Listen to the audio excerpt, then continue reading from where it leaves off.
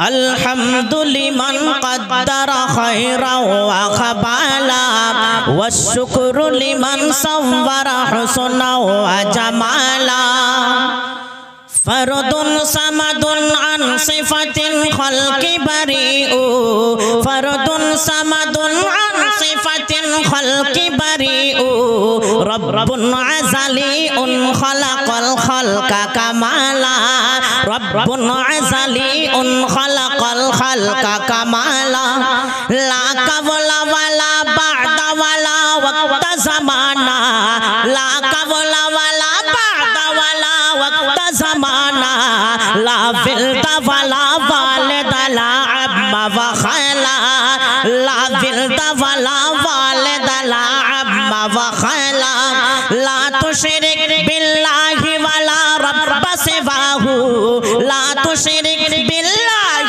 ولا رب سواه آمن برسول تجد القرب كمالا آمن برسول تجد القرب كمالا لا زد ولا ند ولا حد لمولا لا زد ولا ند ولا حد لمولا الآن كما كان ولم يلق زوالا الآن كما كان ولم يلق زوالا الحمد لمن قدر خيرا وخبالا والشكر لمن صور حسنا وجمالا إن سعت من النار نزات وفلاحا إن سعت من النار نزات وفلاحا فاعبده وقينا بذدوف ووصالا فاعبده وقينا بذدوف ووصالا إن سعت من الخوف أمانا وسلاما إن سعت من الخوف أمانا وسلاما لا تخف لما حرمه الله تعالى لا تخف لما حرمه الله تعالى لا زد ولا ند ولا حد لمولا لا زد ولا ند ولا حد لمولا الآن كما كان ولم يلق زوالا الآن كما كان ولم يلق زوالا الحمد لمن قدر خيرا وخبالا والشكر لمن صور حسنا وجمالا لا تشرك بالله ولا رب سواه لا تشرك بالله ولا رب سواه آمن برسول تجد القرب كمالا آمن برسول تجد القرب كمالا لا زد ولا ند ولا حد لمولا لا زد ولا ند ولا حد لمولا الآن كما كان ولم يلق زوالا الآن كما كان ولم يلق زوالا الحمد لمن قدر خيرا وخبالا والشكر لمن صور حسنا وجمالا আসছে পথে আধারে নেমে তাই বলে কি রইবি থেমে আসছে পথে আধারে নেমে তাই বলে কি রইবি থেমে বারে বারে জ্বালবি বাতি হয়তো বাতি জ্বলবে না তাই বলে তোর ভিড়রে মতো বসে থাকা চলবে না তাই বলে তোর ভিড়রে মতো বসে থাকা চলবে না আলোক ও ছায়া হাসি ও অশ্রু বিধাতার দুটি দিক কাঙ্গাল কখনো রাজ্য লতিতে রাজাই চাইছে ভি এটা হচ্ছে ওয়াত ইজ্জু মান তাশা ওয়াত যিল্লু মান তাশা তরজমা কি বলছেন কবি আলো ও ছায়া হাসি অশ্রু বিধাতার দুটি দিক এই যেখানে এটা আলো আমি যেখানে বসে আছি এর পাঁজরে যেটা কালো রঙের পড়ে আছে এটা হচ্ছে ছায়া তো দুটা দিক হলো না আলো ছায়া হাসি কান্না জান্নাত জাহান্নাম নর নারী রাত দিন দুটানের দিক হচ্ছে তো চলেন একটু ঘটনা আপনাদেরকে তুলে ধরি এই ঘটনার দ্বারাতে বুঝবেন যে অত ইজ্জু মান তাশা কাকে বলে অত জিল্লু মান তাশা কাকে বলে একটি গ্রামে দুইজন স্বামী স্ত্রী খেতে বসেছে। দুপুরবেলায় মাংস দিয়ে ভাত খাচ্ছে। সেই সময় একটি ফকির দরজার কাছে এসে ভিক্ষা চাইছে, খেতে দাও, খিদে লেগেছে। এই কথা যখন বারবার ডাক দিচ্ছে দরজা থেকে, তখন স্বামী বলছে, ওগো শোনো, ওই ফকিরটাকে তাড়িয়ে এসো, ঘ্যান ঘ্যান করছে, ভালো লাগে না। ফকিরটি কে তাড়িয়ে এলো স্বামীর অর্ডার পেয়ে। কিছুদিন পরে শুনলাম সেই স্বামী স্ত্রীর মধ্যে কথায় কথায় বিবাহ বিচ্ছেদ হয়ে গেছে। মানে কথা কাটাকাটি হতে হতে বিবাহ বিচ্ছেদ হয়ে গেছে, মানে তালাক হয়ে গেছে। কিছুদিন পরে শুনলাম সেই মেয়েটির দ্বিতীয় বিবাহ হয়েছে, দ্বিতীয় স্বামীকে নিয়ে আবারও খেতে বসেছে। সেই সময় আবার একটি ফকির দরজার কাছে এসে ভিক্ষা চাইছে, খেতে দাও, খেতে দাও, খিদা লেগেছে, সকাল থেকে কিছু হয়নি, খেতে দাও, কে আছো, দুটো খেতে দাও। এই কথা যখন বারবার করে যখন ডাক দিচ্ছে, তখন স্বামী তখন স্ত্রীকে বলছে, ওগো শোনো, এই ভাত আর মাংস ফকিরটাকে দিয়ে এসো, যাও ফকিরটাকে দিয়ে এসো। স্বামীর অর্ডার পেয়েছে স্ত্রী, এই ভাত আর মাংস ফকিরটাকে দিয়ে আসার পরে আবার যখন স্বামীর সঙ্গে খেতে বসেছে, স্ত্রী কান্না থামতে পারলো না। স্বামী বলে, আশ্চর্য, তুমি কাঁদো কেন? এই খাবারটা দিলাম তাই?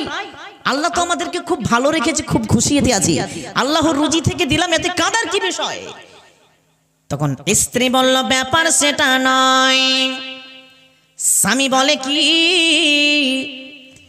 তখন স্ত্রী বলছে, ওগো আমার স্বামী, ভালোবাসার স্বামী জান, আমি যে ফকিরটাকে ভাত মাংস দিলাম, এর জন্য আমি কাঁদি না, তুমি কেন কাঁদো বিবি রে? তখন স্ত্রী তখন বলল, ওই ফকিরটি বাইরে বসে আছো, তুমি কি জানো সেই কে? স্বামী বলে, না, তা জানি না। স্ত্রী বলল, ওই ফকিরটি আমার প্রথম স্বামী, যে একদিন একটি ফকিরকে তাড়িয়ে দিয়েছিল, আজকে সেই নিজেই ফকির হয়েছে। এতগুলো ধন সম্পদ থাকার পরেও, এতগুলো টাকা পয়সা থাকার পরেও, আনাজ থাকার পরেও, কোনো মিসকিন ফকির যখন তার দুয়ারের সামনে আসতো, তাকে তাড়িয়ে দেওয়া হতো। কোনো মাদ্রাসার আলেম যখন মাদ্রাসার জন্য, ছেলেদের জন্য বিল নিয়ে চেক কাটতে আসতো, বিল কাটতে আসতো, তাকে ধাক্কা মেরে তাড়িয়ে দেওয়া হতো। কোনো মসজিদ কমিটি যখন মসজিদের জন্য তার বাড়িতে চাঁদা চাইতে যেত, তাকে ঘাড় ধাক্কা মেরে তাকে ফেলে দিত। এক কথায়, এতগুলো ধন সম্পদ থাকার পরেও কোনোদিন আল্লাহর রাস্তায় ব্যয় করেনি, আজকে সেই নিজেই ফকির হয়েছে। তখন স্বামী বলছে, আমি কে জানো? বলছে, না। তখন স্বামী বলছে, আমার প্রিয়তমা, ও বিবি রে, ভালোবাসার স্ত্রী, শোনো শোনো শোনো, আমি হলাম সেই লোকটি, আমি হলাম সেই ফকিরটি যাকে তোমরা তাড়িয়ে দিয়েছিলে, আজকে তোমার বর্তমান স্বামী। আমি সেই মালটা, যেই দিন তুমি বিবি তাড়িয়ে দিয়েছিলে আমাকে, ওই দিন দুই হাত তুলে দোয়া করলাম, ও মাবুদ গো, আমাকে দুটো খেতে দিতে পারলো না। তোমার নবী নাকি বলেছেন, তোমার নবী নাকি বলেছেন, তিন ব্যক্তির দোয়া খুব তাড়াতাড়ি কবুল হয়, তিন ব্যক্তির দোয়া খুব তাড়াতাড়ি কবুল হয়। একটি হচ্ছে মাতা পিতা, দ্বিতীয় নম্বর হচ্ছে মুসাফির, তৃতীয় নম্বর হচ্ছে মুসাফির, মাজলুম এবং মুসাফির।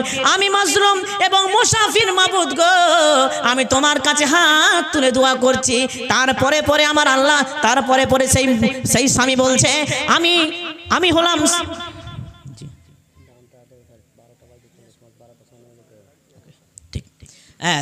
স্বামী তখন বলছে, ও বিবি রে, সেই দিন আমি হাত তুলে দোয়া করেছিলাম, আর আমার আল্লাহ বলছেন, আমার আল্লাহ বলেছেন, ওয়াত ইজ্জু মান তাশা ওয়া তুযিল্লু মান তাশা।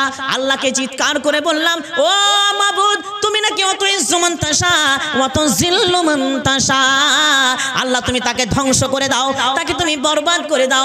যেই আলেমকে ভালোবাসে না, ভিক্ষুককে ভালোবাসে না, দুনিয়াতে তার ধন সম্পদের দরকার নাই। আল্লাহ, তুমি আমাকে ইজ্জত দাও, আল্লাহ তুমি আমাকে ধন ধন দাও, বেতন দাও, আমি তোমার রাস্তায় ব্যয় করব। বিবি রে, তো তার মাল পবিত্র কোরআনে স্ত্রীদেরকে মাল বলা হয়েছে, সম্পদ বলা হয়েছে, তার কাছ থেকে কেড়ে নিয়ে আমাকে দান করে দিয়েছে আর তাকে রাস্তার কাঙ্গাল করে দিয়েছে। এবং আজকে তোমার বর্তমান স্বামী একই বলে, অত ইজ্জু মান তাশা অত জিল্লু মান তাশা।